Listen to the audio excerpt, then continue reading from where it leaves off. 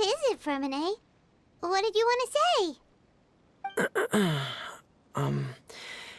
If you don't mind me asking, I would like the two of you to mentally prepare yourselves.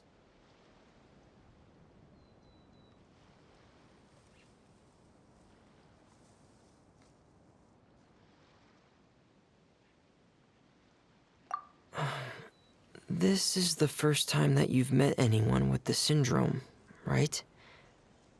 I know you two are both really strong and will do everything you can to help the child. But with the syndrome being the way it is, if things don't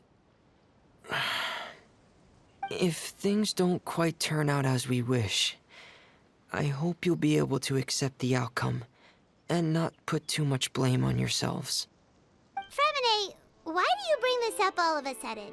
Didn't we just promise Zuria that we'll be optimistic about everything working out? It's not that I'm not optimistic. It's just...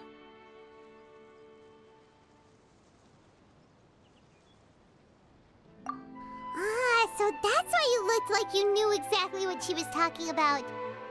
Wait, Fermine, don't tell Paimon that you also... No. Please don't misunderstand. I've never had it. I've just seen many cases of it at the House of the Hearth, back when we lived under the previous director. They say there are many factors surrounding the development of this illness. I've heard everything from hereditary factors and one's state of mind, to environmental factors and even ley line disorder effects. Some even say it could be caused by contamination from god remains. And from the cases I've seen, there weren't many positive outcomes. In the worst cases, the patient could even pass away. What? It could get that serious? And here Paimon thought they'd just stop talking as much. Yeah, that's just the nature of it. So if you'll find it difficult to cope with the worst case scenario, I would prefer that you back out right now. I don't want you to help only to feel like you failed.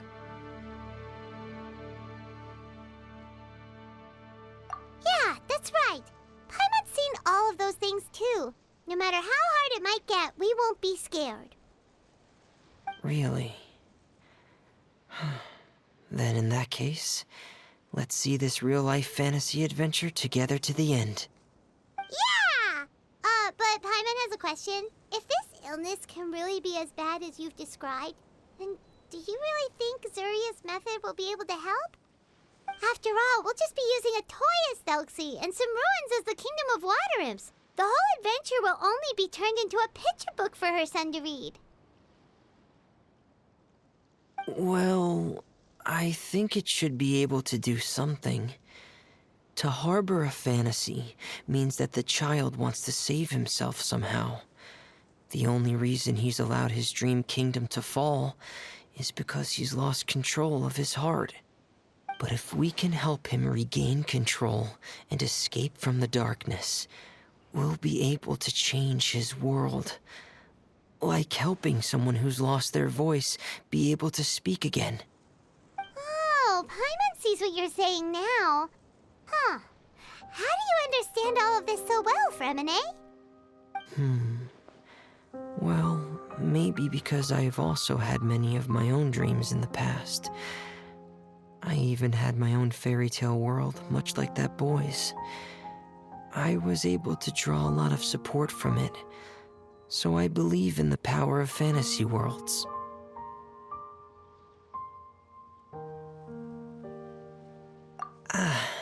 So you remembered. What Penguin Town? Why doesn't Paimon remember? Is that also a fairy tale world? Don't leave Paimon in the dark!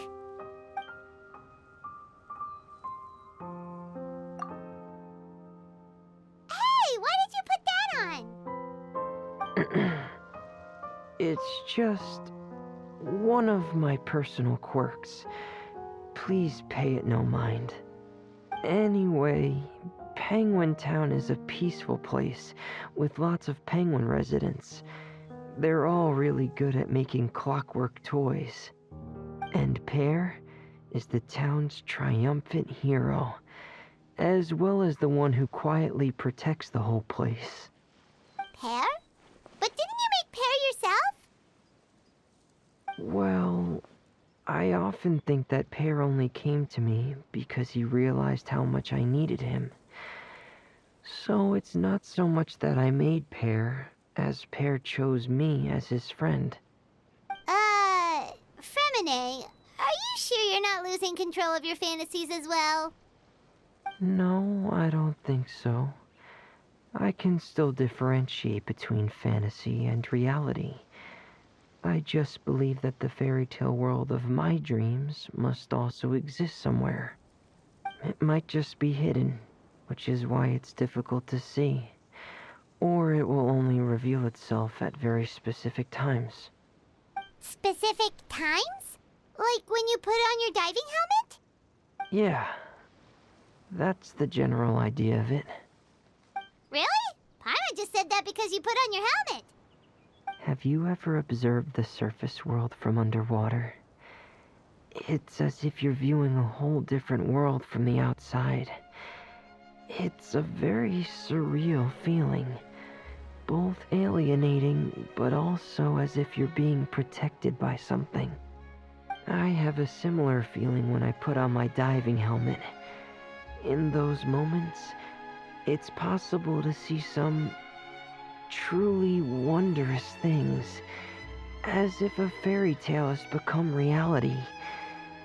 It's almost like a sort of miracle. Really? Like a miracle? Well, if that's in order.